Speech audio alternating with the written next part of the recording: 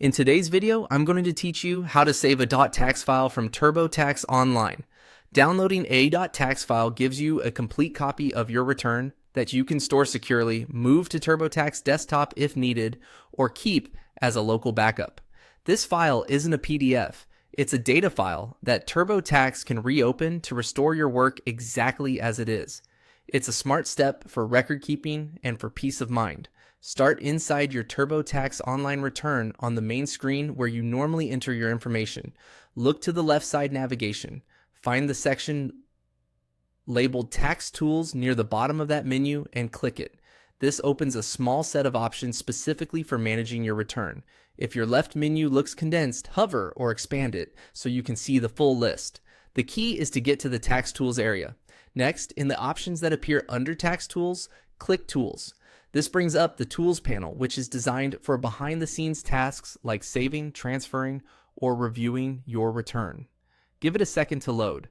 Depending on your browser, it may appear as a panel on the side or a small window in the center. Now, choose the option labeled Save Your 2025 Return to your computer. When you click this, TurboTax prepares a .tax file for the current year, and your browser will begin the download. Most browsers place it in your Downloads folder by default.